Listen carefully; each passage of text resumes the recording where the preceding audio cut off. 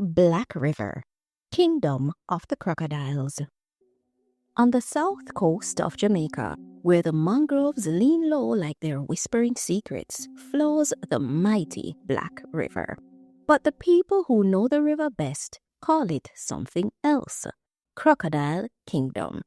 And this is where 12-year-old Zavian learned that not every king wears a crown. Zavian lived in a small boardhouse painted sea blue just outside the town of Black River. Every morning he could smell salt breeze from the sea and hear boats starting up for the river tours. His grandmother, Nana Icy, always warned him, "Zavian, remember this, the river have eyes." He used to laugh. "Grandma, river can't have eyes." She would fix him with a look. "Not the river itself, child, what live in it." And what lived in it was no small thing. It was the Jamaican crocodile. One Saturday, Zavian finally got permission to go on a river tour with his Uncle Marlon, who sometimes helps out with the safari boats. The guide revved the engine and called out, "Welcome to Black River Safari. Keep your hands inside the boat at all times." The boat slid into the dark, smooth water. Mangroves twisted their roots down like spider legs.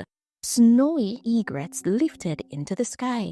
The air felt thick and important. Then the guide slowed the boat. "All right now, everybody quiet." Zavian leaned forward. At first, he saw nothing. Then two golden eyes blinked just above the surface, still watching.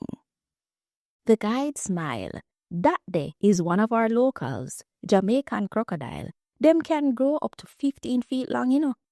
Zavian swallowed. 15 feet? Before he could think, the crocodile slowly lifted its head higher, water dripping from its snout, and then it spoke. "Well, if you don't stare at me like me's a museum piece, at least say good morning, no?" The entire boat froze. Zavian blinked. Did that crocodile just talk? The crocodile rolled one eye toward him. "Of course me talk. Me just no waste words for foolishness." Zavian's mouth fell open. "But crocodiles don't talk. And little boys don't listen either," the crocodile replied calmly. "Yet here we are."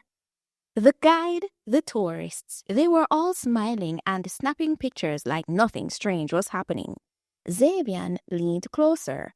"Wait, you talking to me alone?" The crocodile gave a small, proud nod. Finally, somebody sharp. The crocodile's name was King Malachi, not because anyone crowned him, but because he had ruled that stretch of river longer than most humans had been alive. This river older than you can even begin to imagine, King Malachi said. "And we the crocodiles been here before plenty house, plenty road, and plenty noise."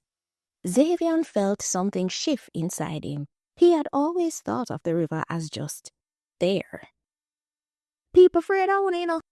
King Malachi chuckled, a deep rumbling sound. "And people should have sense. But fear and respect not the same thing, you know." He swished his tail gently. "Me no trouble nobody who no trouble me, you know. But the river our yard, when you no throw rubbish in it, when you no come mash up the mangrove, is like when you come at somebody's yard and kick down the door." Zavian thought about the plastic bottle he once tossed near the riverbank. His face grew hot. Suddenly, a loud splash echoed downstream. King Malachi's head snapped up. "That no sound right." Zavian's heart thumped. "What happened?" The crocodile dipped low into the water. Somebody in a trouble? Without thinking, Zavian grabbed Uncle Marlon's arm. "Drive the boat down there, quick!" Further along the river, a small fishing canoe had tipped sideways. A man clung to the edge, panic flashing across his face. The current was pulling him toward thick mangrove roots. Before anyone could react, King Malachi surged forward through the water. The tourist gasps. Zavian held his breath. The massive crocodile swam straight to the canoe, then nudged it firmly with his broad snout. steadying it again and again, until the fisherman could grab hold and pull himself back safely in. The boat tour went silent. King Malachi turned his great head toward Zavian. King not only mean power, he said quietly, it mean responsibility.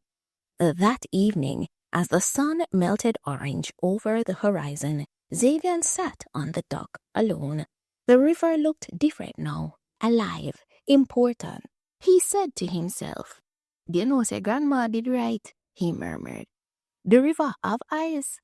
From the surface, two golden ones blinked back. "And ears too," King Malachi added. Zavian laughed. "You know, say, for real, me sorry about the back of them." "Good," said the crocodile. "Tomorrow you can pick up 10 more." Zavian groaned. 10? "The kingdom can't clean itself," said Malachi. From that day on, Zavian became known around the town as River Defender. He helped visitors respect the wildlife, reminded children not to litter, and told everyone who would listen that the crocodiles weren't monsters. And somewhere beneath the dark, calm waters of Black River, King Malachi watched over his kingdom, patient, powerful, and proud.